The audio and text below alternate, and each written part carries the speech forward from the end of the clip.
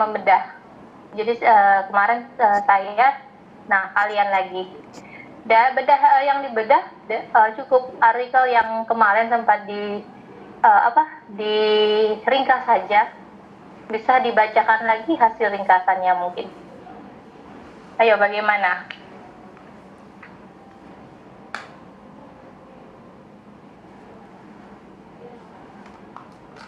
Atau saya panggil satu-satu. Mbak Alfiani hadir? Alfiani Purnama Dewi, kan saya absen. Hadir Ibu. Oke, terima kasih. Mbak Amrina Rosida. Hadir Bu. Maaf mematikan kamera karena webcamnya sedang error.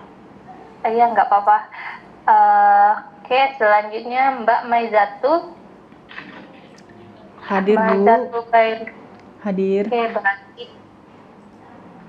Lalu Mbak Koima Agustina. Hadir Ibu. Oke. Lalu Mbak Santi Nadia. Hadir Ibu. Lalu yang terakhir Mas Surya Mandala. Hadir Bu. Oke, bagaimana, siapa yang mau duluan membedah? Coba sambil sharing-sharing, mungkin nggak masalah, nanti kita sama-sama membedah. Pak, karena di sini yang hadir ada 6 dan waktu kita masih panjang sampai jam 9. Nanti dapat giliran semua, tinggal siapa mau duluan aja sih. Ayo. Mungkin saya aja Bu yang duluan Bu. Oke, silakan Mbak Maizatul. Mungkin langsung bisa di share screen artikelnya.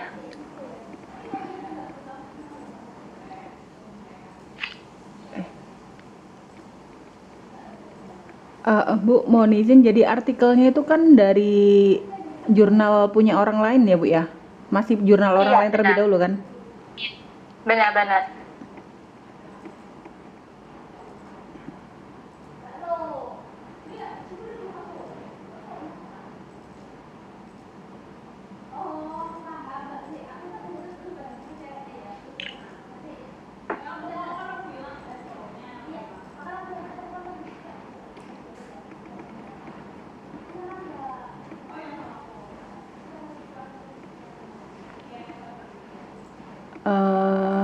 Baik Bu, saya coba untuk share screen.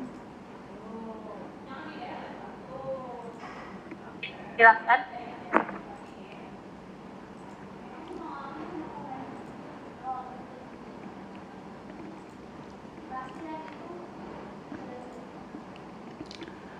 Apakah sudah tertampil Bu di layar Bu?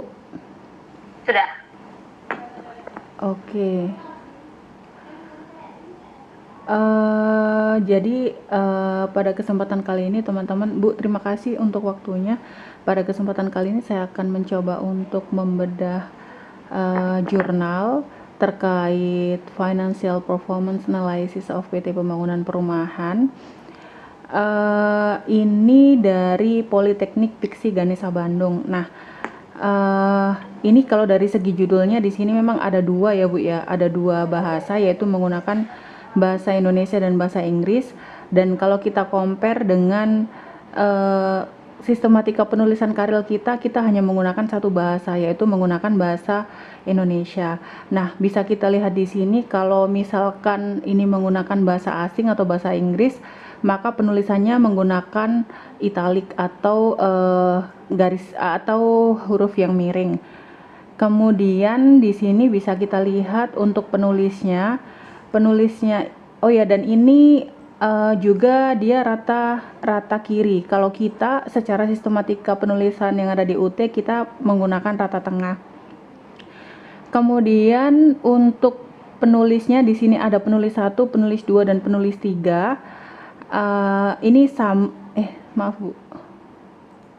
Ini sama kayak di formatnya UT, akan tetapi kalau di UT itu tetap di rata tengah. Di sini dicantumkan penulis 1, penulis 2, dan penulis 3, dan biasanya penulis yang terakhir itu adalah nama dosen tanpa mencantumkan gelar. Akan tetapi bedanya di sini rata kiri, kalau punya kita formatnya rata tengah.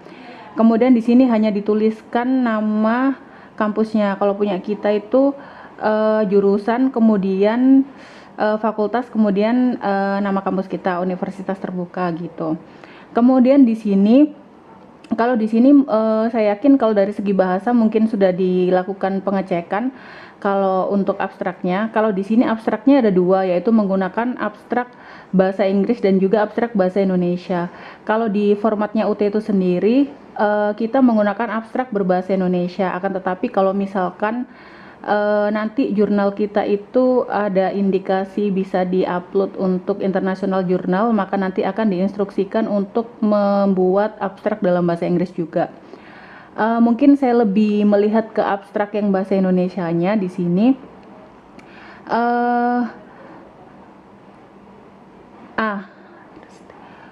Mungkin yang lebih mudah dulu Bu, dari kata kunci. Kalau kata kunci yang sesuai dengan panduan UT itu memang sesuai dengan abjad. Kalau kita lihat di sini, ini sesuai abjad, mulai dari K, kinerja keuangan, kemudian rasio keuangan, dan tingkat kesehatan keuangan. Nah, untuk kata kunci ini sesuai panduan kita itu terdiri dari 3 sampai dengan 5 bukan 5 kata, 5 part gitu Bu ya, karena ini kan satu kata kunci tapi 2 kata gitu. 3 sampai dengan 5. Kemudian untuk abstraknya bisa kita lihat, biasanya abstrak itu di sini berupa rangkuman dari semuanya, dari latar belakang, kemudian permasalahannya, kemudian analisa dan kemudian metode, analisa dan pembahasan, serta kesimpulan dan juga sarannya. Coba kita lihat di sini. PT Pembangunan ini gimana Bu? Dibaca semua Kak Bu? Kalau dibaca semua banyak banget ya Bu ya? Enggak sih, dari misalnya tadi dari kan sempat disampaikan tadi sama Mbak, kalau di abstrak itu menjabarkan ada tujuan, ada metode. Apakah poin-poin itu sudah tergambarkan di abstrak yang artikel yang akan kita ini? Iya Bu, baik Bu. Coba saya juga lagi baca lagi ya Bu ini ya. Di sini ada sedikit background terkait perusahaan yang ingin dianalisa tersebut. Kemudian di sini ada nih, jadi ketika kita ingin memantau atau mengetahui kinerja suatu perusahaan, kita itu bisa menggunakan analisa rasio keuangan. Nah, ini adalah salah satu latar belakang untuk membuat atau menulis jurnal ini. Latar belakangnya adalah ketika kita ingin mengetahui kinerja suatu perusahaan, maka kita bisa mengetahuinya dengan analisa rasio keuangan yang sudah dibuat gitu. Makanya dilakukan penelitian terkait analisis rasio-rasio untuk menilai kinerja di PT tersebut. Kemudian tujuannya apa? Tujuannya adalah untuk menganalisis, menjelaskan, dan mengetahui kinerja keuangan dari PT tersebut. Kemudian di sini ada juga metodenya, yaitu menggunakan data sekunder, metode deskriptif kuantitatif, dan lain-lain. Kemudian di sini langsung hasil ya. Hasil menunjukkan bahwa bla bla bla bla bla sampai terakhir. Nah, seharusnya hasil itu hasil di sini itu menjawab apa yang menjadi permasalahan atau latar belakang di dalam suatu penelitian itu. Karena di sini kita ingin mengetahui kinerjanya dan menggunakan metode deskriptif kuantitatif, tapi memang di sini tidak dijelaskan mengenai rasio yang digunakan. Akan tetapi di hasilnya di sini dijelaskan bahwa hasilnya seperti yang tertampil di layar seperti itu. Kemudian untuk di pendahuluan, kalau di pendahuluannya format UT itu kita memuat latar belakang, kemudian permasalahan, kemudian tujuan, dan juga landasan teori. Jadi hanya poin 1 pendahuluan aja, tidak ada subpoin lagi. Misalkan subpoin 1, poin 1 latar belakang, 1.2 rumusan masalah, 1.3 tujuan, tidak seperti itu, tapi dijadikan satu sampai dengan teorinya juga langsung dijadikan satu di sini. Nah, saat kita membuat pendahuluan atau latar belakang, kita lihat di sini ya. Di sini ada beberapa kutipan. Saat kita buat latar belakang itu, kita bisa juga mencantumkan kutipan terkait teori-teori yang memang relevan dengan apa yang ingin kita angkat dan berhubungan dengan latar belakang yang ingin kita angkat di jurnal kita. Nah, di sini kan ada kinerja keuangan suatu perusahaan menentukan kemampuannya untuk bertahan dalam lingkungan yang kompetitif. Nah, untuk mengetahui kinerjanya gimana? Untuk mengetahui kinerjanya, berarti kita harus melakukan analisa rasio keuangannya seperti itu. Nah, ini kurang lebih secara singkatnya kayak gini untuk untuk latar belakangnya. Kemudian di sini ada juga tujuan yang telah ditetapkan demi keuntungan yang optimal dan dapat dilihat dengan melihat kinerjanya. Di sini juga dicantumkan beberapa landasan teori pendukung lengkap dengan kutipannya, yaitu nama penulis dan juga tahunnya, sama seperti kita.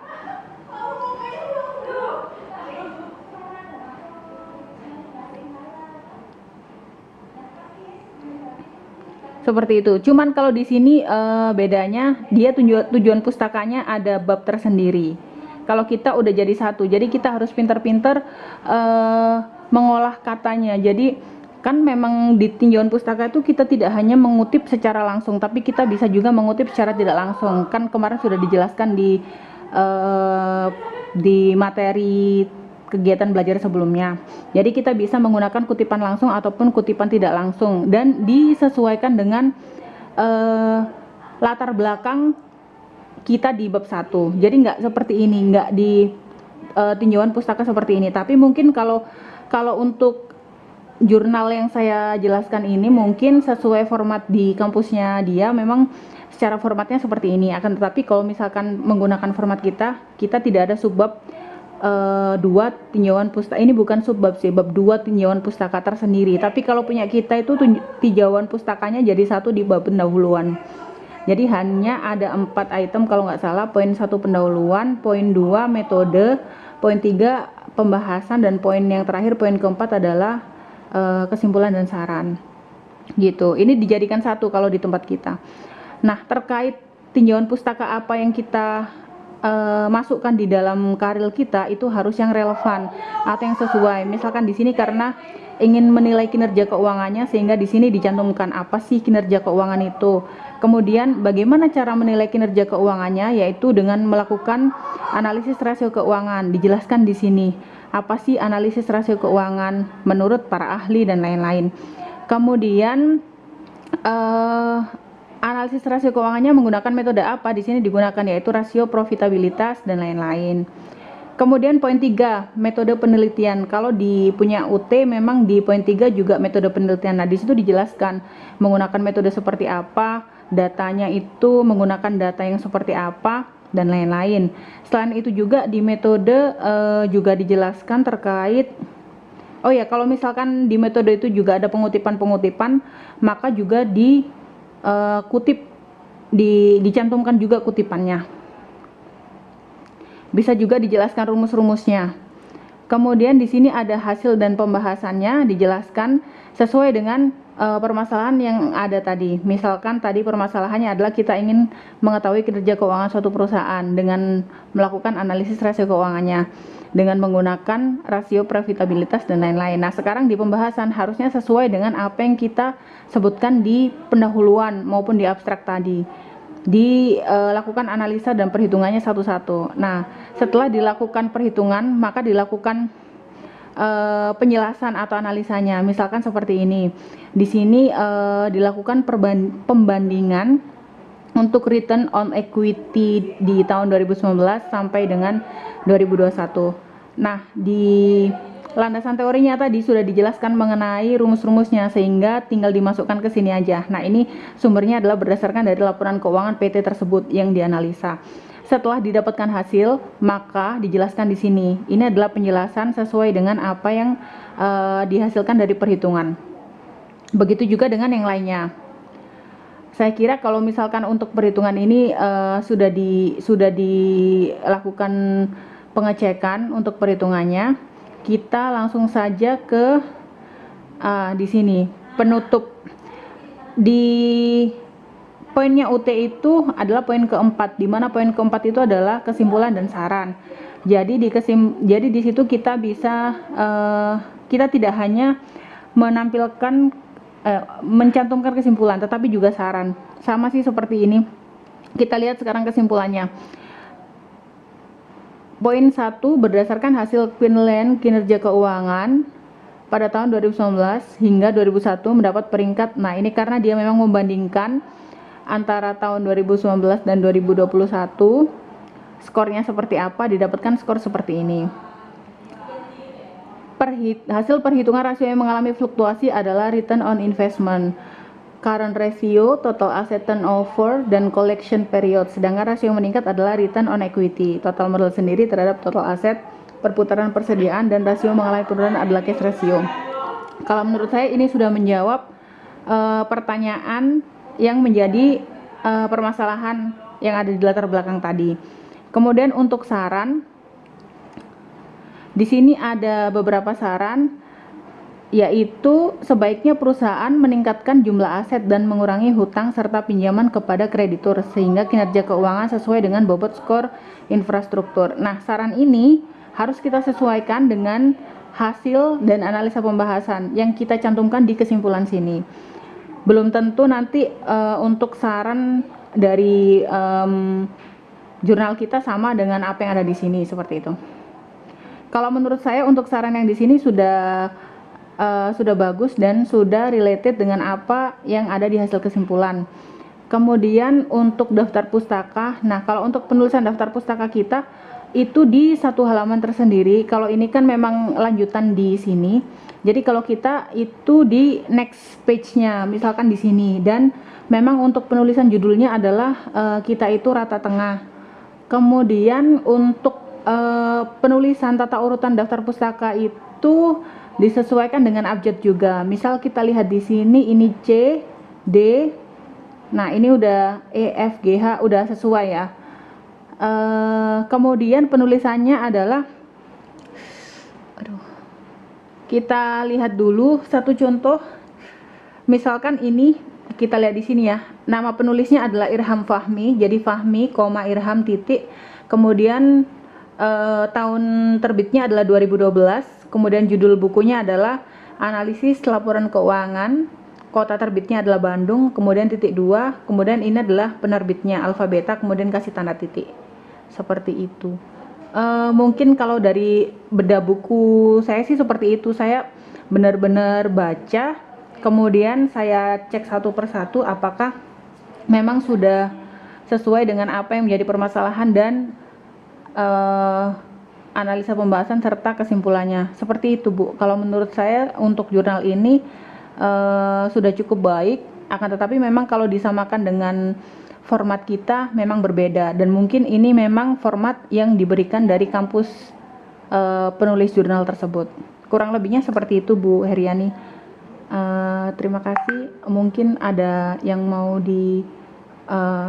atau mohon advice-nya, Bu.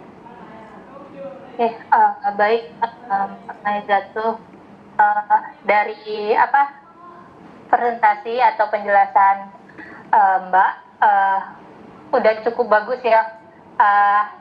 Kalau saya tangkap, Mbak sudah bisa memahami bagaimana sih kita membaca artikel itu.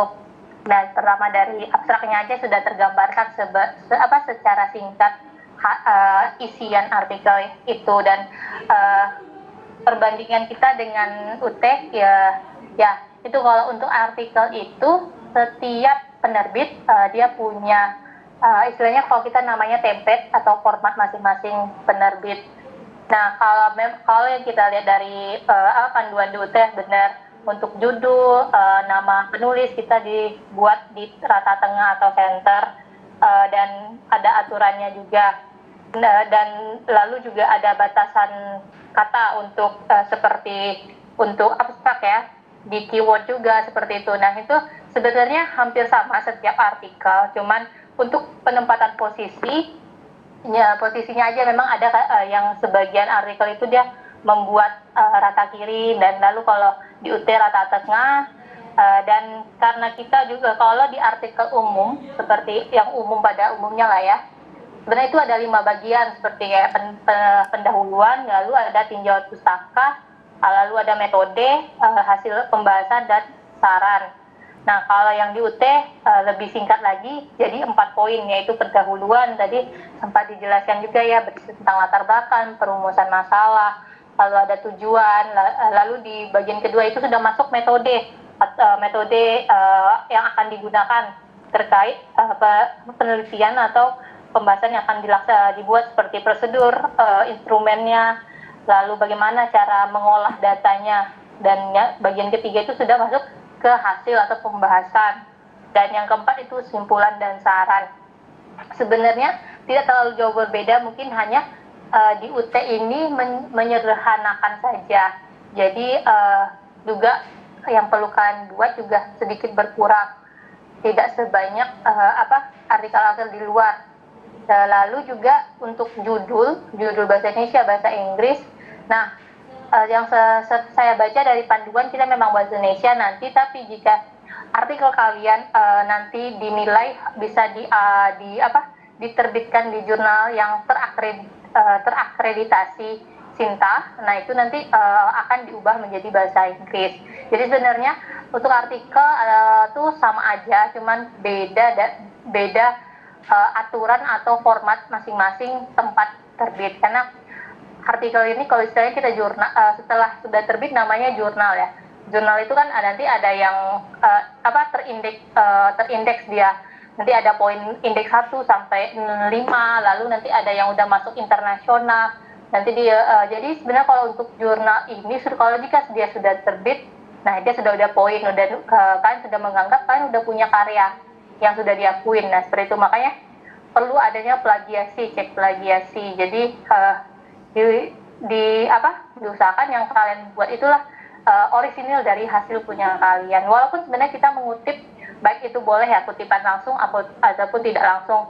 Mungkin kan sudah membaca dari teori atau bahan ajar ya, untuk kutipan langsung itu yang benar-benar langsung kalian kutip tanpa merubah kalimatnya. Lalu kalau kutipan tidak langsung, kita bisa memparafrasekan atau menerjemahkan menggunakan bahasa kita, tapi tetap dengan menyebutkan nama penelitinya, sumber pertamanya, seperti itu. Jadi sebenarnya kalau kutipan pastinya harus ada nama dan wajib tahun artikel itu terbit. Dan usahakan kalau untuk kutipan seperti tugas yang pertama ya 5 tahun terakhir, buku 10 tahun terakhir, karena ya zaman itu selalu berubah. Jadi kita harus update juga kutipan artikel yang kita jadikan referensi harus yang terbaru, karena jika kita menggunakan artikel yang mungkin 10 tahun yang lalu, sudah banyak bahan kajian yang sudah meneliti pembahasan tersebut, kita yang akan ketinggalan informasi seperti itu. Oke, terima kasih Mbak Maizul, udah bagus sekali presentasinya, dan menurut saya juga artikel yang dibedah tadi udah cukup bagus dari isiannya. Kalau untuk posisi penempatan itu udah sesuai mungkin sama template penerbitnya. Tapi untuk isiannya dia juga sudah lengkap, bahkan sudah ada gayanya ya, udah ada dia memasukkan tabel agar memudahkan membaca angka-angka, lalu juga rumus-rumusan atau indikator yang digunakan juga dia juga memaparkan seperti itu. Oke, mungkin selanjutnya teman-teman yang lain yang ingin membedah artikelnya, mungkin beda sumber, beda beda penulisan, jadi mungkin kita bisa melihat nambah ilmu baru. Oh, di artikel ini seperti ini dia poin penulisannya. Nah seperti itu, silakan siapa yang mau. Ada Mbak Alfiani, Mbak Amrina, Santi Nadia, Mas Surya Mandala. Kok semakin berkurang ya? Tadi kita ada berapa nih? Tadi kita ada 6 yang join, tinggal 7. Gak apa-apa. Mungkin teman-teman yang lain lagi sibuk. Mungkin rata-rata di sini bekerja ya?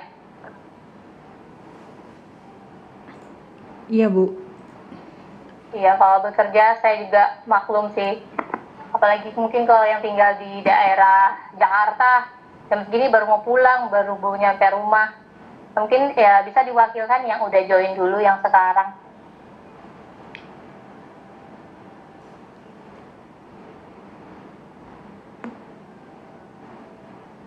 Atau ada yang mau ditanyakan terkait tugas 1, tugas 2? Kalau kemarin itu tugas 1 tuh saya udah lihat judul-judulnya. Sebenarnya judulnya tuh masih sesuai lah dengan ini ya, aturan, karena judul tidak boleh melebihi dari 20 kata dan tidak boleh banyak pengulangan kata, tidak boleh adanya pengulangan kata, dan rata-rata semuanya judulnya ya keuangan ya menggunakan rasio ya. Yang penting nggak masalah pakai rasio, yang penting nanti itu memudahkan kalian mengukurnya, mendapat sampel penelitiannya, lalu mudah diolah.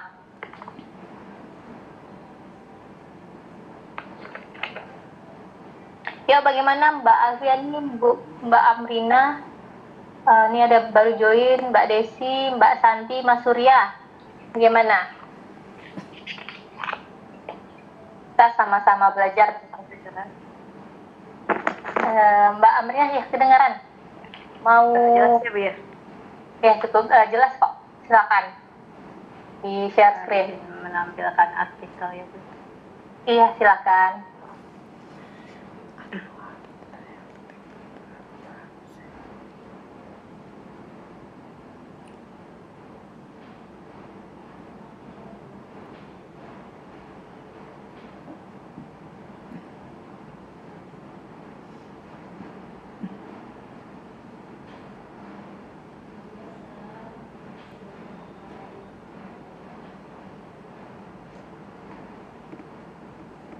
Izin Ibu dan teman-teman, apakah sudah terlihat? Sudah.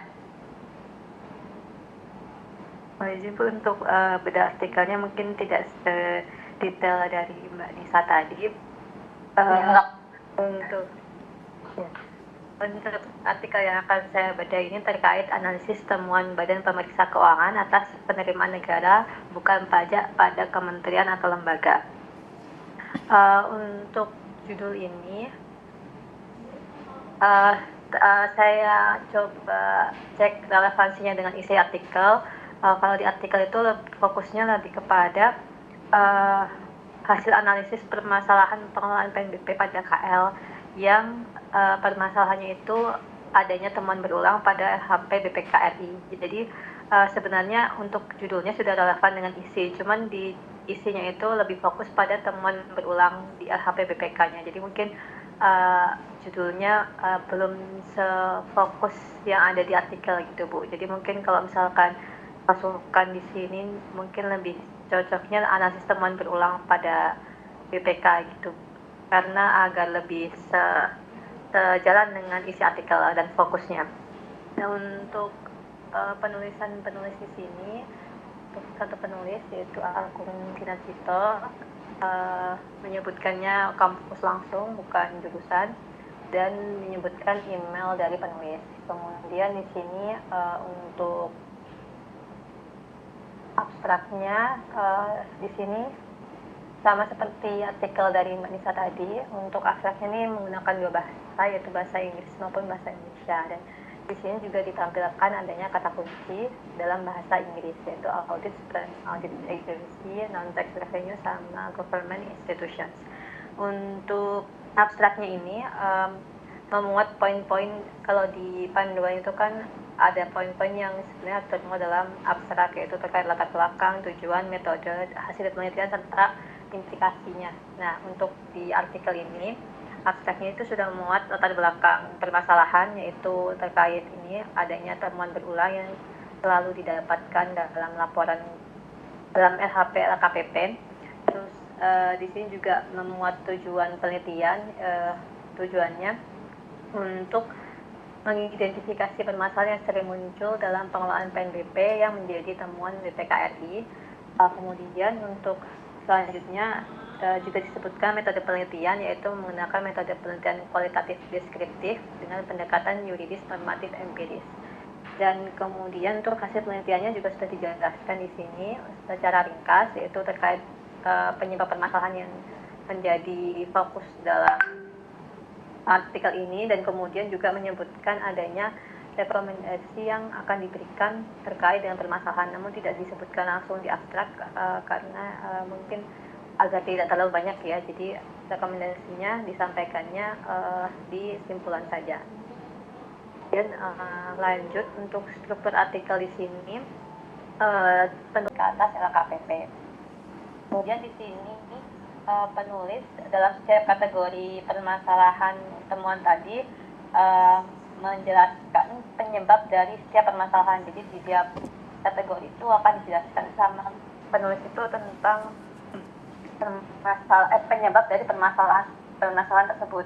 Misalkan untuk permasalahan temuan terlambat atau belum disetorkan kas negara, di sini penulis menyebutkan bahwa permasalahannya terkait pada daerah-daerah yang geografisnya kurang mendukung untuk melakukan penyetoran langsung di hari diterimanya PNBP seperti itu. Jadi di sini dikemukakan beberapa penyebab adanya temuan tersebut dan implikasi dari penyebab tersebut seperti apa, di situ dijelaskan oleh penulisnya di hasil penelitian ini pada kategori temuan. Nah, untuk selanjutnya kesimpulan dan saran, di sini penulis memuat kesimpulan penelitian berupa pengelompokan temuan berulang dan penyebabnya serta memberikan saran atau rekomendasi atas permasalahan yang ditemukan dalam penelitian. Jadi di sini semacam ringkasan dari hasil penelitian, kemudian dari ringkasan tadi kemudian diberikan saran atau rekomendasi dari penulis untuk perbaikan atas permasalahan yang ditemukan. Misalkan untuk sarannya misalkan melakukan koordinasi dengan Direktorat Jenderal Perbendaharaan terkait implementasi peraturan dan lain-lain. Dan berikutnya terkait implikasi dan keterbatasan. Di sini penulis memuat harapan dari penelitian ini yaitu untuk berikan solusi atas permasalahan temuan berulang terkait pengelolaan PNBP. Kemudian di sini juga dijelaskan keterbatasan dalam penelitian, yaitu di sini penulis menyebutkan bahwa tidak semua kementerian lembaga yang terkait itu dapat dilakukan penggalian informasi terkait pengelolaan PNBP-nya. Kemudian untuk penghargaan, di sini penulis mencantumkan ucapan terima kasih kepada para pihak yang membantu dalam penyelesaian penulisan artikel. Untuk daftar pustaka, di sini penulis memuat sumber-sumber rujukan yang digunakan dalam penulisan artikel. Selain daftar pustaka ini, penulis juga tadi menggunakan pengutipan di isi artikelnya dengan menggunakan kutipan tidak langsung atau menggunakan seperti paragraf. Dan di sini penulis juga mencantumkan lampiran terkait pengolahan data dari artikel dan dari sains.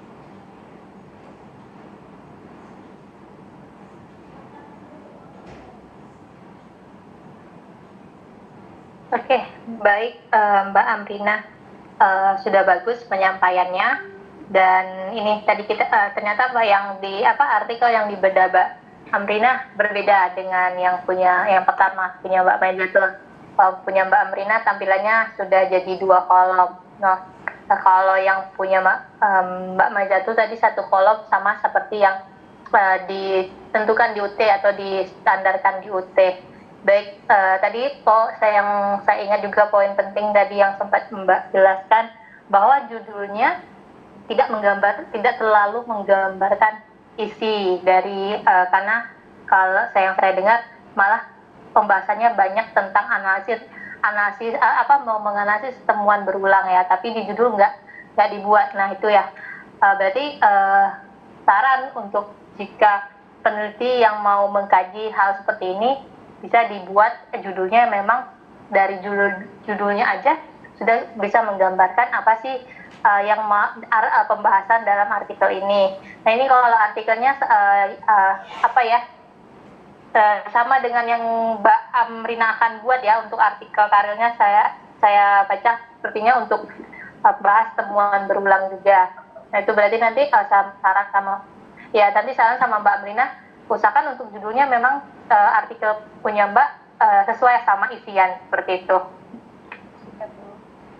Lalu juga dia ada 5 bagian, yaitu yang hampir sama kita di UT, cuman ada namanya kajian pustaka atau tinjauan teori tadi di bagian kedua. Yang membedakan, yang lain hampir sama, ada pendahuluan.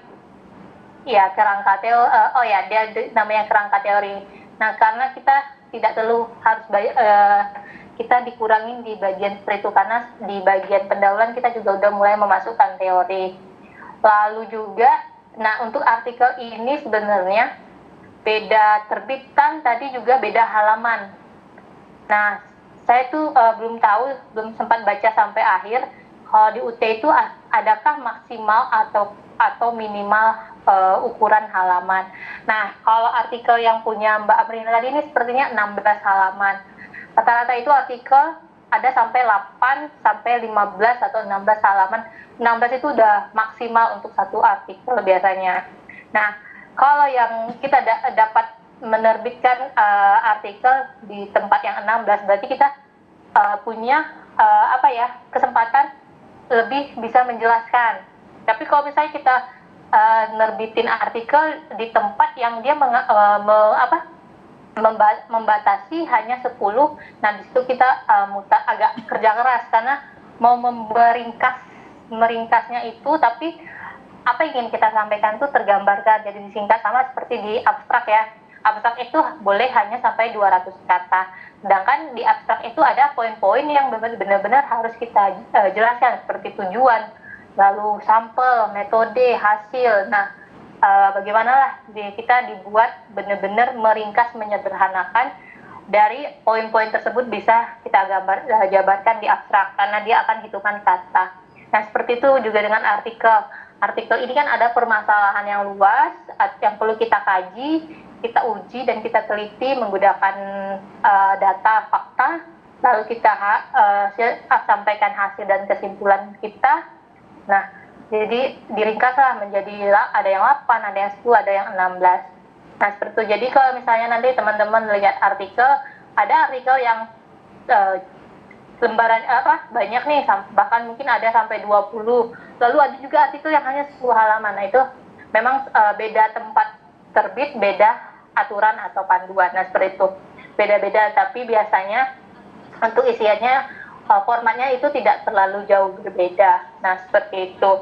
Lalu jadi di poin punya Mbak Amrina juga ada yang menarik saya lihat, yaitu penghargaan atau ucapan terima kasih ya Mbak. Mungkin ucapan terima kasih kepada dari BPK tempat si peneliti mengambil data dan menguji, berarti keterbukaan atau kesempatan yang diberikan ke peneliti untuk boleh menguji atau menjadikan tempat itu sebagai sampel penelitiannya. Nah, itu poin menarik, karena kan kita meneliti ini, kita butuh data, tentu harusnya kita izin, dan setelah dapat kita teliti, bahkan mungkin kita masih bisa memberikan feedback atau saran untuk kedepannya, untuk peningkatan si perusahaan tersebut, seperti itu. Makanya ada implikasi, ada saran. Nah, itu sarannya tidak hanya untuk peneliti selanjutnya, tapi kalau bisa saran tempat penelitian itu, atau jadi saran bagi sampel penelitian yang kita lakukan. Nah, seperti itu. Itu sih mungkin saran atau beberapa yang saya sampaikan terkait presentasi dari Mbak Amrina atau bedah artikel. Nah, jadi kalau dari sama-sama udah 2 nih yang presentasi. Jadi kayaknya teman-teman semua udah paham ya tentang bagaimana sih artikel, jadi dan bagaimana poin-poin isian-isiannya itu mungkin sudah memahami. Jadi memudahkan untuk tugas teman-teman semua, yaitu membuat artikel di tugas selanjutnya sampai bisa diterbitkan. Itu akan diterbitkan di Rama Story UT. Nanti kalau artikel nanti akan diseleksi kembali yang akan diterbitkan di jurnal yang terakreditasi. Semoga teman-teman di sini semua artikelnya nanti bisa terpilih. Mungkin dari siapa lagi ya yang mau presentasi, ini waktu kita masih ada 1 jam, tapi kalau memang sudah paham ataupun merasa cukup, tidak masalah. Atau mungkin mau sambil kita mengkaji untuk ini ya, di luar ini judul-judulnya sebenarnya pastikan nanti datanya bisa diperoleh, karena jangan sampai nanti dapat judul mentok di data. Itu sih poin penting kalau meneliti. Kalau menurut saya cari judul itu saya harus pastikan saya bisa dapat sampel penelitiannya, karena jangan sampai nanti posisinya kita sudah buat judul, buat latar belakang, nanti pada saat kita mau pulang sampel kita kena di sana. Jadi takutnya kita sudah mentok, susah dapat datanya, akhirnya kita mencari judul baru. Nah seperti itu, jadi kerja jadinya nanti capek aja kita kerja 2 kali. Jadi itu sih saran ke teman-teman. Sama juga ada yang menggunakan rasio, banyak nih rasio keuangan kan, DER, ROA. Nah itu juga pastikan nanti diperoleh ya datanya, karena bahkan ada yang kalau nggak salah kemarin ada yang sampai menggunakan 7 rasio. Nah itu luar biasa, sampai memilih 7 rasio itu sangat bagus, karena kan kadang kita mau menilai ya kinerja perusahaan, dan rasio-rasio itu sangat penting. Nah yang pasti usahakan bisa tidak memberatkan kalian, jangan sampai karena terlalu mau melengkapi nanti sama teman-teman sendiri yang agak kesulitan. Jadi saya tidak menurut saya nggak perlu banyak, tapi lengkap dan jelas. Nah seperti itu sih. Untuk tahun penelitian juga ya, yang cari yang terbaru. Lalu kalau misalnya mau studi kasus, silahkan. Kalau studi kasus itu berarti satu tempat seperti satu perusahaan. Nah usahakan itu perusahaan yang akan dijadikan sampel penelitian, perusahaan yang sudah cukup besar, yang benar-benar memang menggunakan ada laporan keuangannya, dan kalau bisa sudah beroperasi beberapa tahun. Jadi kan apalagi kalau menganalisis ini biasa membandingkan apakah kinerja keuangannya sudah baik, atau misalnya kalau dalam pajak apakah pelaporan pajaknya sudah sesuai dengan peraturan pemerintah. Nah seperti itu. Nah kalau bisa carilah perusahaan-perusahaan memang yang sudah cukup besar, jadi dijadikan studi kasus. Tapi ada juga yang mau judulnya juga yang misalnya menggunakan perusahaan perseroan PT TBK ya, dari bisa ngambil di Bursa Efek Indonesia, nggak masalah, silakan. Karena juga itu lebih gampang sih daripada kalau misalnya mau nyebarin angket atau kuesioner. Kadang ya kalau lalu kuesioner kita nanti kadang nggak kembali. Nah seperti itu. Jadi agak susah. Kalau studi empiris jelas datanya ada, tinggal kita cari di internet, di Google sudah banyak. Cuman ya di situ nanti cara kita mengumpulkan data dari annual report, yang di situ yang agak berat, kerja keras lagi nanti di situ. Dari annual report itu sangat banyak, mau ngitung ROA-nya, tapi sebenarnya ROA, DER itu sudah ada, bisa tinggalkan masukin aja. Tinggal misalnya aset lancar dibagi dengan hutang, nah nanti langsung ketemu rasio ROA-nya. Nah seperti itu. Oke, bagaimana? Apakah ada yang mau presentasi, atau jika tidak mungkin ada yang mau ditanyakan? Bu, saya mau tanya Bu. Ya silakan Mbak Maizatul. Bu, kalau misalkan kita mau ambil data laporan keuangan yang ada di IDX atau ada di website dari perusahaan tersebut, nah apakah itu kan memang udah untuk publik, nah kita bebas, siapa aja kan bisa mengakses laporan tersebut. Apakah kita masih perlu lagi Bu untuk izin ke perusahaannya itu, atau tidak perlu Bu? Oke, baik. Sebenarnya karena dia udah listing ya, istilahnya udah perusahaan publik, memang dia udah publish laporan keuangannya, dan itu memang wajib untuk perusahaan terbuka mempublish laporan keuangan atau laporan tahunnya. Jadi sebenarnya nggak perlu izin lagi sih, Mbak. Apalagi kalau misalnya kita pakai sampel 100. Nah, itu lumayan bagaimana kita mau izin 100 sampel itu. Jadi sebenarnya nggak, yang penting kalau dia sudah publish, misalnya kan ini tahun masih jalan 2022, berarti kan 2021 udah publish, ya udah berarti dia memang udah menganggap laporan itu bisa digunakan untuk umum, dipublikasikan, baik menjadi bahan penelitian atau bahan pembelajaran untuk siapa yang akan menggunakannya, seperti itu. Nggak masalah kok. Oh, baik Bu, terima kasih. Bu, sama terkait itu Bu, abstrak yang ada di aturan penulisan yang ada di UT itu kan memang menggunakan bahasa Indonesia, akan tetapi di situ penulisannya menggunakan italik ya Bu ya? Iya, benar. Nah, ya kayak mungkin Mbak Maizul udah tahu ya, kalau ternyata kalau untuk penulisan miring itu biasanya untuk penulisan asing. Dan sedangkan di panduan abstrak ITA Indonesia tetap dibuat miring ya, atau italik ya. Mungkin itu memang dari aturan template artikel UT seperti itu. Tapi kalau umumnya memang yang italik itu untuk bahasa asing atau bahasa Inggris atau bahasa asing lah, seperti itu. Iya, baik Bu, terima kasih Bu. Sama-sama. Coba teman-teman yang lain ada yang mau didiskusikan? Mana nih? Atau coba saya kayak Mas Surya Mandala, mana suaranya? Mbak Santi Nadia, lalu Mbak Amrina, Mbak Alfiani. Bu. Iya, baik, silakan Mbak. Mohon izin, kebetulan yang tadi Ibu sampaikan yang ada 7 ratio itu rencana karir saya gitu. Jadi ada 7 rasio, iya.